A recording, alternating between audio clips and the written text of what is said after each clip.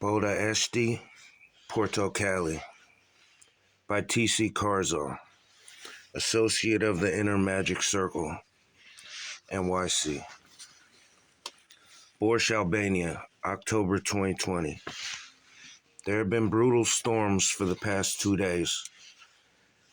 I had been holed up with fellow nomads and wanderers in the woods near Borscht Beach on the Ionian Sea. We had a water source straight from the mountains, an oven made of rocks and clay. There were yoga and meditation classes at sunrise, flute building workshops from local bamboo, unlimited persimmons that tasted like candy. Last night I was there, we even had a cacao pizza made from scratch by 2 Italian travelers. It was a beautiful experience, but I had a plan to execute, and it was time for me to move. I don't travel with the tent, and it wouldn't have made much difference against these downpours. The last full day in Borscht, I walked down the beach and found a couple of sniper bunkers. Now, these are all over Albania. Close to 200,000 of them were built from the 1960s to the 1980s, and they're never used for their intended purpose. I realized that one of them was the perfect size for me to lay down in, so I set off to find something to loft the frame to sleep upon. I found an abandoned bar that had old beach chairs that fold out and brought one back to the bunker. I tied a tarp down over the entrance of the bunker and dug out a trench in front so excess water would run around the entrance. I also found an old can of red oil paint, and this paint I would use to write my name throughout Albania. I was planning on hitchhiking the following morning, so I walked to the nearest general store and grabbed some fruit and peanut butter. I never made it back to the bunker. The storms picked up and the tide came up too high and it was impossible to get back.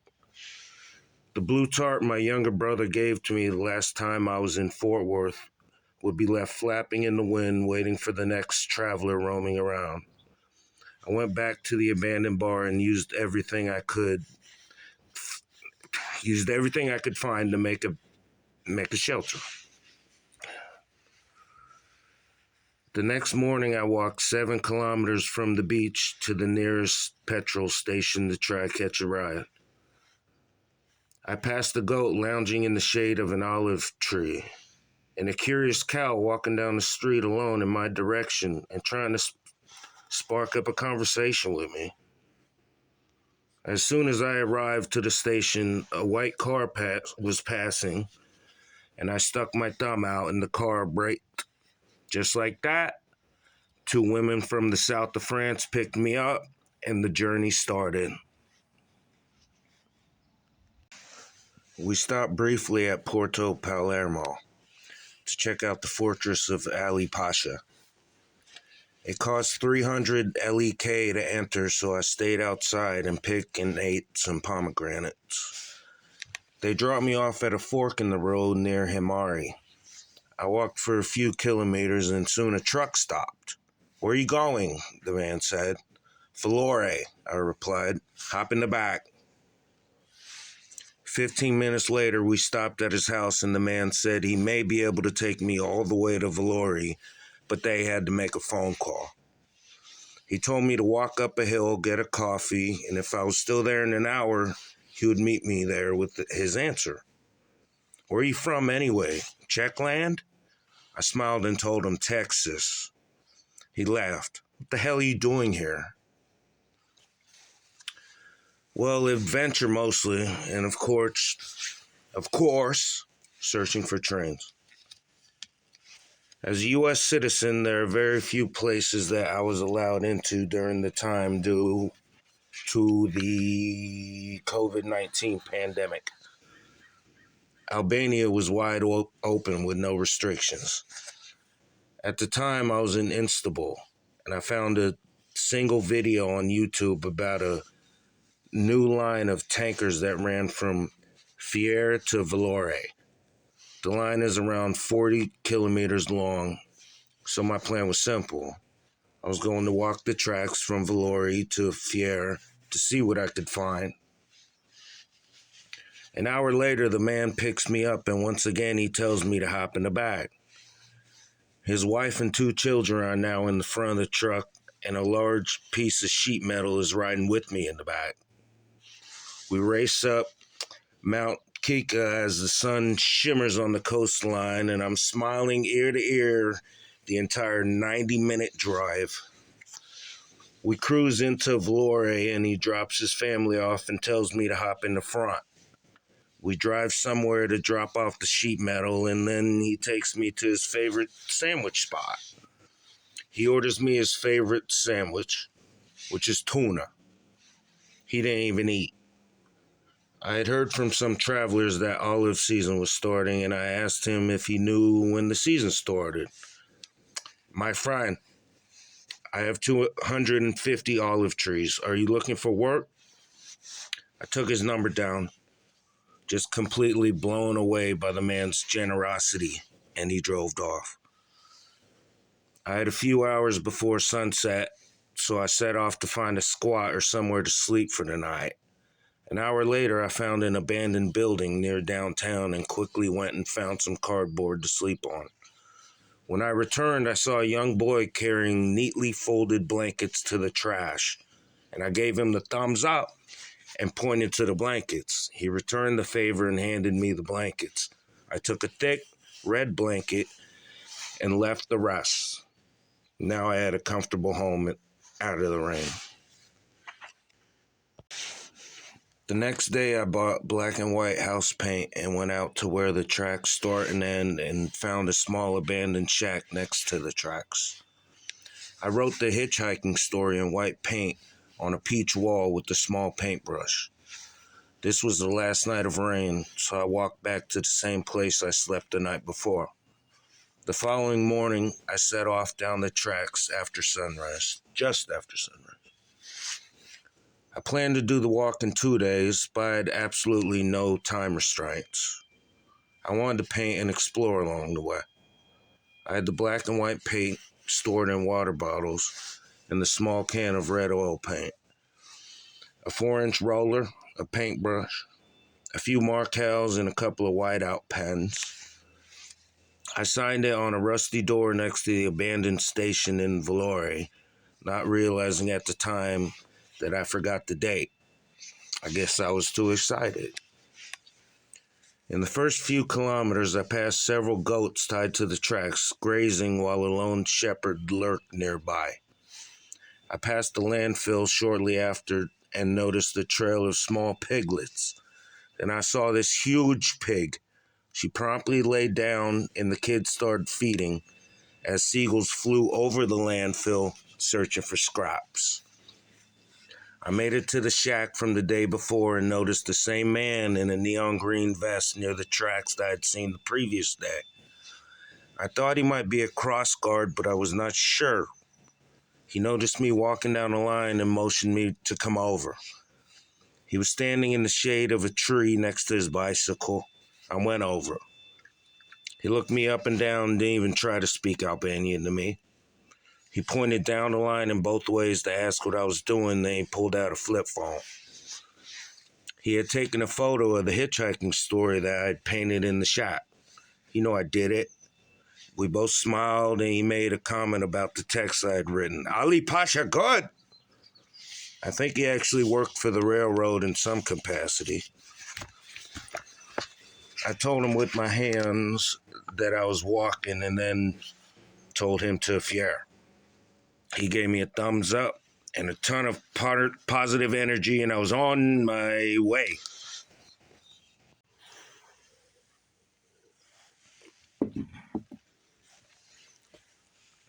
I picked out Novoselli on the map as a sort of halfway point and a place to sleep for the night. I passed whole villages in grayscale and an abandoned church the size of a small barn with the lone cross still hanging above the door.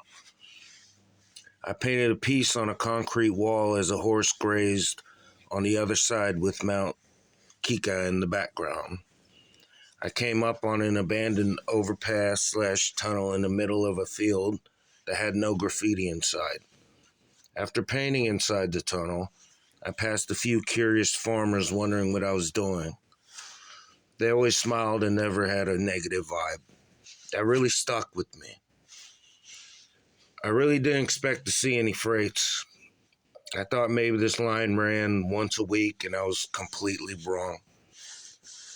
12 kilometers in, I saw a blue and yellow engine heading my way carrying 11 black GATX tankers. Well, that's that. The trains are real. For the next few kilometers, the tracks run right through beautiful vineyards. I ate my weight in grapes, then I ate some more. As I approached Novoselli a few hours before sunset, I saw a shepherd in a field near the tracks. So I walked over to him and pointed to my stomach and then made the eating symbol with my right hand. He instantly dropped his crook and motioned for me to follow him. He pointed to a bar and I thanked him for his help. The bar/restaurant was a decent size, but there was no one inside except the owner, a young man named Bruno. His friend Christian was outside smoking a cigarette. They both spoke English, so I told them what I was doing. Bruno came from behind the bar, and we went down the street to another friend's restaurant. There I was fed a Balkan King's meal. Fresh olives, rice, salad, and bread. They wouldn't take my money. After I ate, they asked me where I was going to sleep, and I told them either an abandoned building or by the tracks. Christian said his uncle had a house being renovated very near and that he was out of town and I could stay there. I dropped my stuff off and he also gave me the Wi-Fi password to the gas station next door. We headed over to Christian's apartment as the sun set. He made pasta and I ate. It wasn't over yet either because then he let me take a shower. Christian told me an Albanian proverb, Bota, Eshte, Portokalle, which means the world is an orange. I would go on to hear this proverb repeated to me several times throughout my trip. Albanian people really live this. Treat others how you want to be treated. What goes around comes around. I went back to the empty house and fell asleep with a full stomach. Christian told me just to shut the door and the gate in the morning and that'd be cool. I woke up with the sun and headed to the tracks, full of energy and love. There was a police checkpoint at the Saradiporo River, but they didn't seem to care about me. Perhaps it was because I was accompanied by 2 stray dogs across the train bridge that runs equilateral to the main road. Maybe an hour later, I found an old abandoned train station that was recently used to house a horse and to shear sheep. I painted a wall as the morning light shone through a window. I spent the rest of the day walking through tiny villages in the sun and eating pomegranates. I got close to Fier and a tunnel appears. It seems to be pretty long, but I'm thinking there can't possibly be another train today, right? So I head in and immediately notice there are small dugouts in the side of the tunnel, so I decided to go for it. There was not a single tag inside the walls, and the walls were similar to lava rock. I scratched my name and date with the rock inside.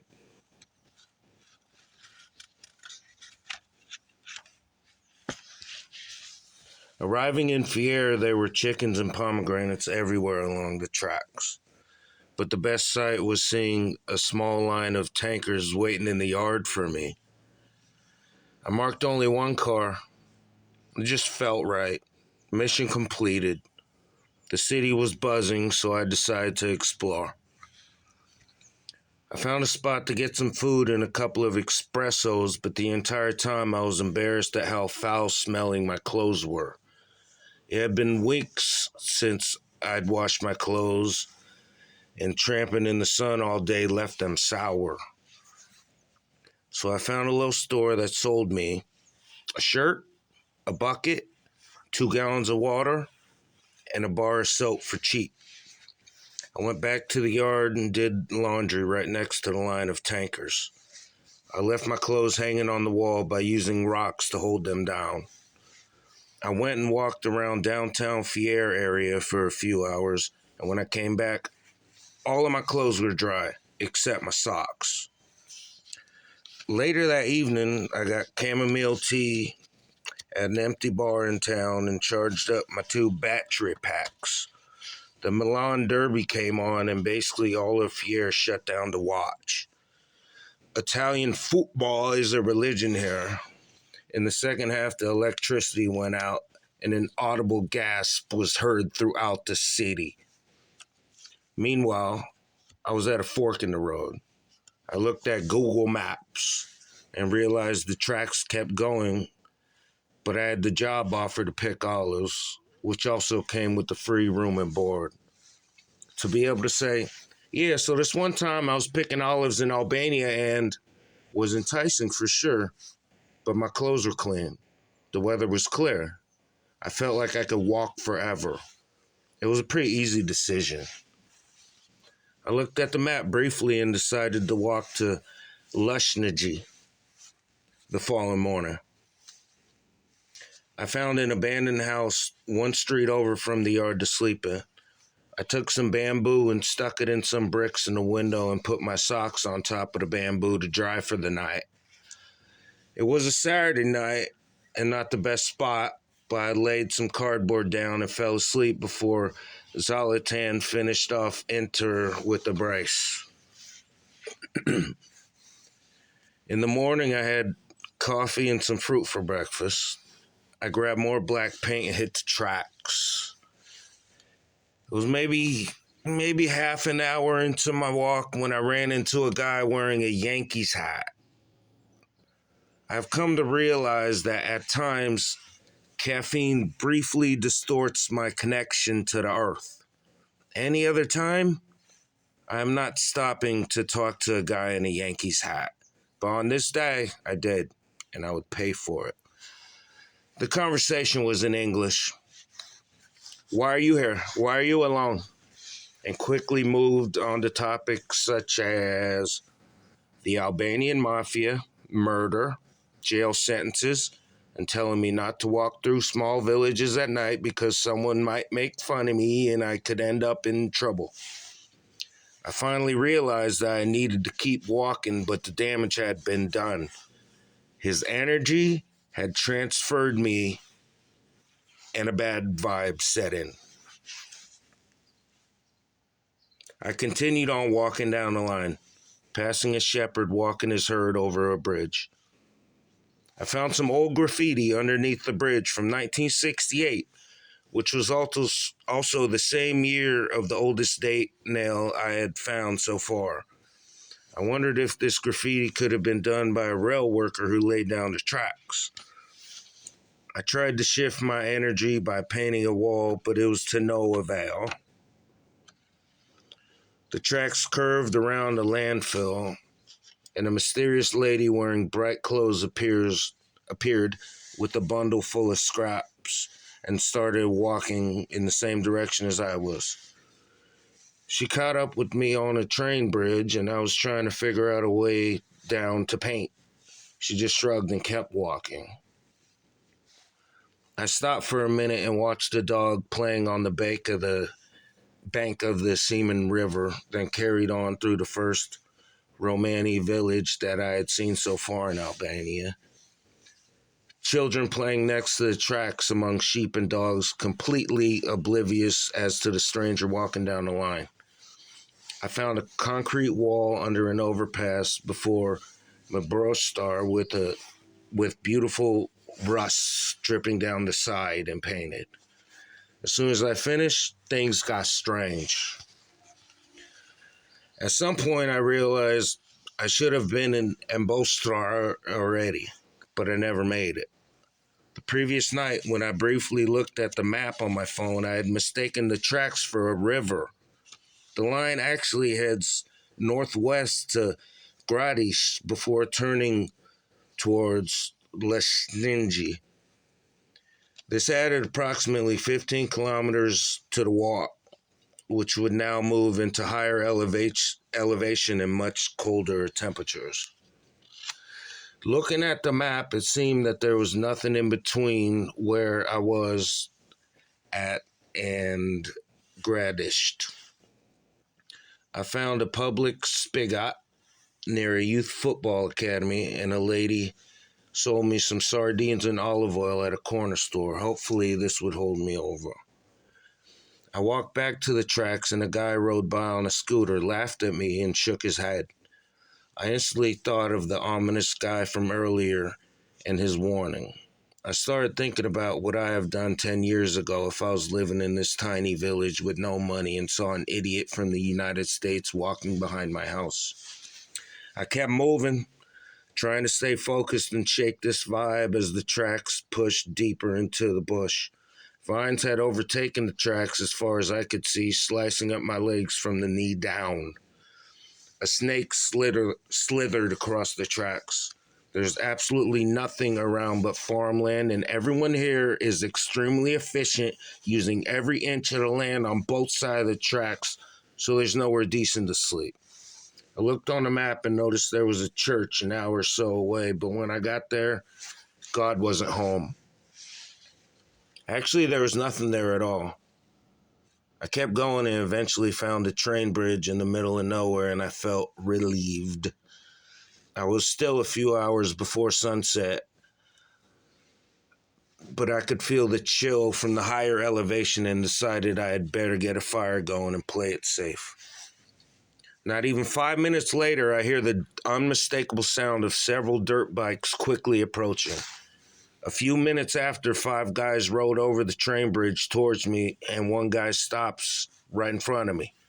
I tried to ask him if I was cool, if it was cool if I camped with a fire here, but the language barrier was too much on this occasion. He pointed to a distant tree, and I had no idea what he was thinking. I can't shake this bad vibe, and I was paranoid at this point. The guy seemed inebriated and excited, and in my life, when trouble appears, I just keep going. So I did, and it paid off. I made it to Gradiš just before sundown and found an abandoned rail station. I walked over to the main road and saw a small coffee shop that was closed but would be open in the morning. A lone trash can sat across the road, and it had exactly one piece of cardboard inside for me to use as a mat for the night. I found some cross ties next to the tracks for a fire, but I had nothing for kindling, so I pulled out old pieces of paper from my wallet.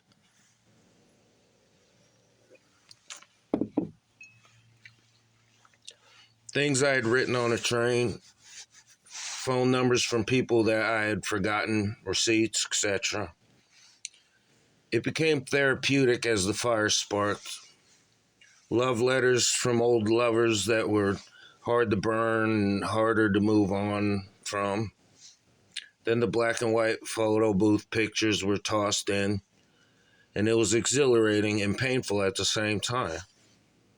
As I watched the most important photo burn slowly in the embers, I looked closely and saw some numbers and was confused. As I looked closely, I quickly realized my social security card was stuck to the back of the photos and was burning away. I fell asleep staring at the stars and laughing at the day and at myself. The world was telling me I was on the right path. I woke up the next morning and burned the cardboard I slept on and dried the morning dew off my sleeping bag. I grabbed coffee and came back and painted on the abandoned station and then set off towards Lesninji, 10 toes down, headed northbound.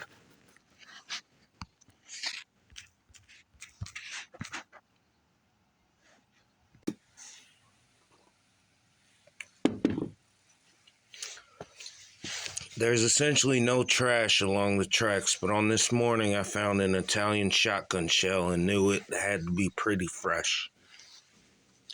I thought surely it was a farmer probably protecting their crops. Maybe 5 minutes later, a shot rang out. Pow! I ducked and didn't see anybody around. Pow! Again. I thought somebody was shooting at me. There was no shelter at all, so I kept walking. Another shot was fired out, and this time I heard the pellets rain down on a nearby greenhouse. Then I saw the culprits, 2 teenage boys in the bush, bird hunting. I found 3 different car designs carved in the tracks on this day, and my pace picked up at the anticipation of finding another and trying to imagine who the artist was. I stopped in Sopez at a small cafe looking for real food, but came up empty. I ordered an espresso, and after talking with the guy working there about football, he gave me 5 packaged croissants for free, and I ate them all. An hour later, I was in Lesnitsky feeling sluggish from the bread and in desperate need of nutrients.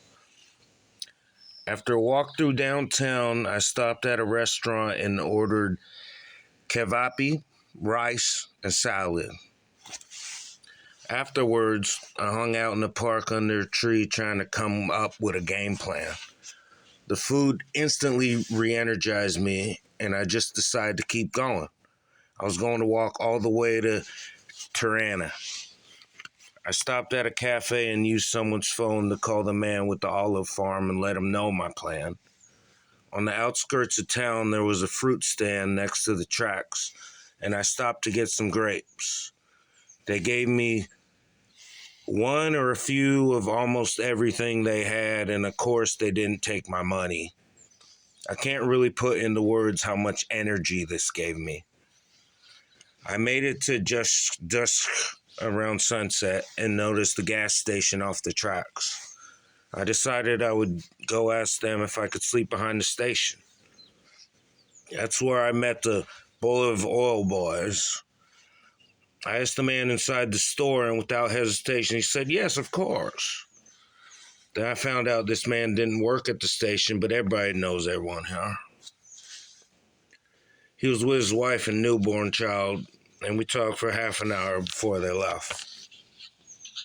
I laid some cardboard down in a vacant flower bed and was satisfied with the spot. It was going to be the coldest night of the walk, but I was so tired that I figured I could just curl up in a ball and sleep. I didn't get the opportunity. I went inside the station to get hot water for tea. Meanwhile, a worker in the station went and picked up my cardboard and told me to follow him. He took me to a storage room and cleared out space for me to sleep. He took some boards and lofted my cardboard off the ground. The room was heated. I slept amazing, and when I woke up, all of the overnight workers were gone, but they had passed the story on to the next shift's workers. I was full of energy and thankful and hit the tracks at sunrise.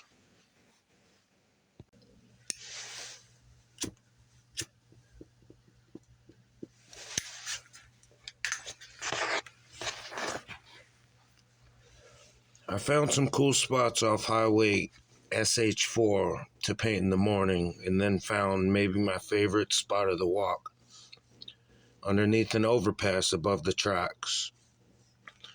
Sometimes I would find a spot to paint, but there would be people around or it didn't feel right, so I kept it moving. Not with this spot, though. I waited 30 minutes for a farmer to walk down the line and then quickly painted a pink piece, mixing the last of my white and red paint. The tracks then take a turn towards Ragarini, and walking up on this village was so beautiful. The tracks run over the Succumbin River and sway into the heart of this vibrant railroad town like a Balkan New Orleans. I grabbed rice and salad and bought another pair of socks. I asked around and found a lone hardware and paint store in the city. I often wonder how anyone would do graffiti in places like this. Who has money to spend on paint? No sane person is going to rack paint from a gentle old man in a small town. The owner of this tiny shop went next door and returned with a woman around my age who spoke English.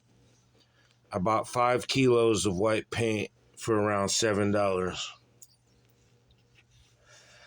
This was too much paint, but it was all they had. The woman was a doctor in this town, and she had a wanderer's soul and asked me meticulous questions about my journey, and I was appreciative of this. These brief conversations hit the soul deeply when most of the day is spent in silence.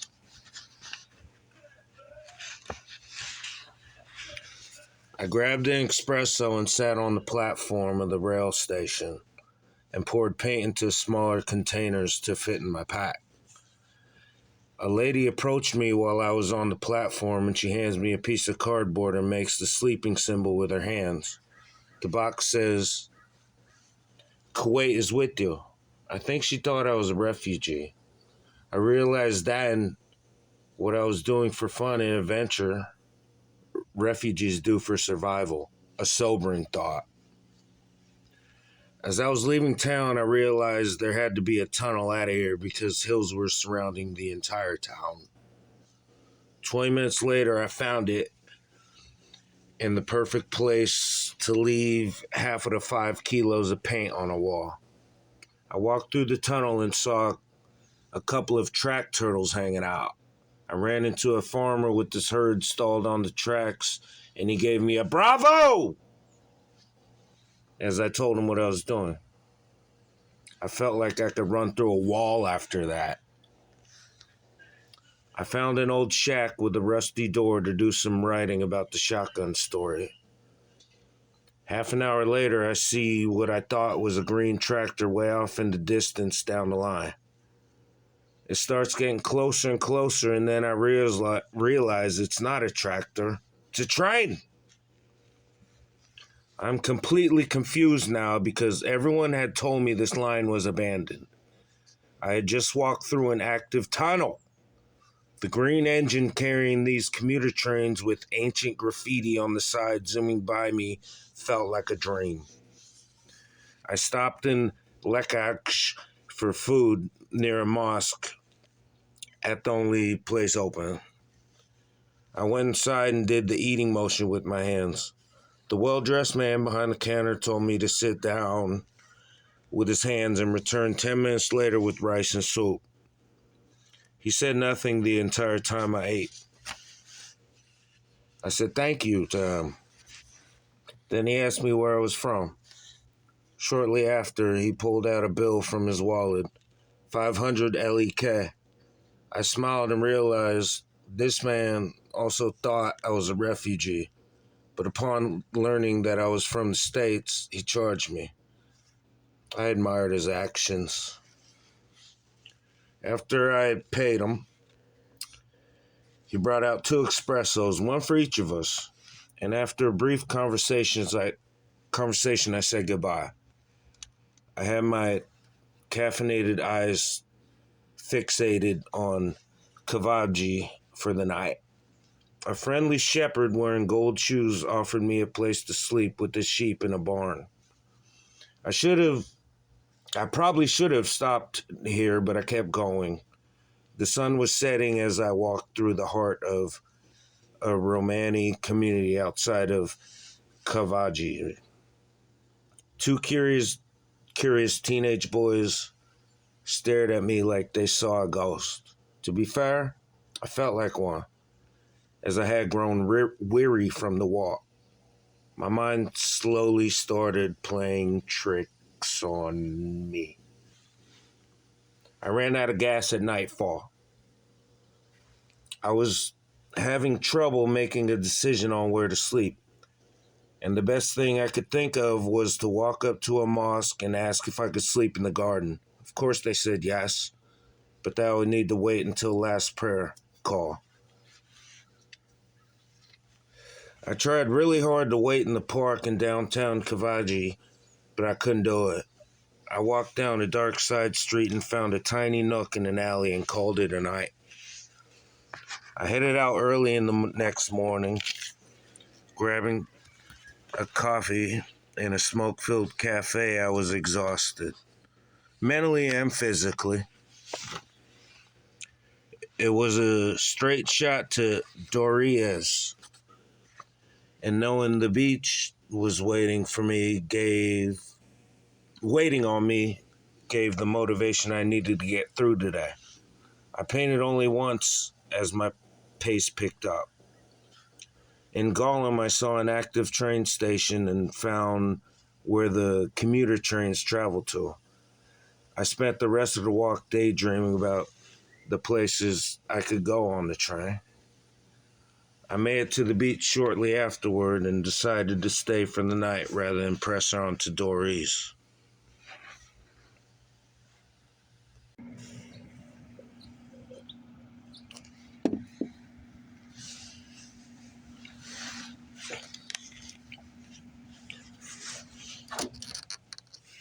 It was a deserted resort town, and it was absolutely eerie. I had it to myself, essentially. I took a bird bath with the bucket a child would use to make sand castles and shaved my head right on the beach.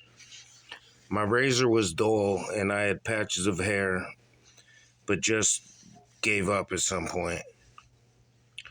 My brain was so dead that I couldn't even enjoy the beach. I still smelled awful.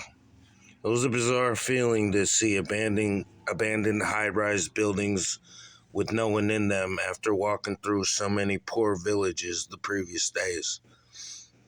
I crawled up on the roof of one of them and fell asleep just after sunset. In the morning, I explored a cave, but I was eager to get to Dorios. It was a quick walk and my energy was boosted when I saw old rusty Yugoslavian engines and train cars rotting to death in the yard. I spent maybe an hour and a half lurking through the yard and painting, and then decided to start my way towards Tirana, the capital of Albania. Darius to Tirana used to be a popular commuter train route, but is now abandoned. The end of the line was 40 kilometers away. At this point, exhaustion really took a hold of me. Dehydration had set in. The sun had taken its toll. Poor nutrition. I was disoriented. I remember passing the village of Suktas because there was a small line of old freight cars in the yard there. I remember feeling emotional because a trackside cow was staring at me. They were staring through me. I just kind of stood there, frozen. In my memory, this entire day was silent. I lost most of the photos from this day, and I don't know how. I don't know exactly where I slept that night. There was an old hand-built wooden bridge built over a creek, and I spent maybe 2 hours building a nice fire pit and clearing out a camp. I found a jacket someone had thrown out by a dumpster and put it on for the night. After all that work, I fell asleep before even starting the fire. In the morning, I felt much better, and knowing this was the last day, it was easy to press on. The sun rose over the hills, creating a beautiful scene on the horizon. There's a song called Amarillo by Morning, and for some reason, this song popped up in my head and stayed there all day as I walked the line.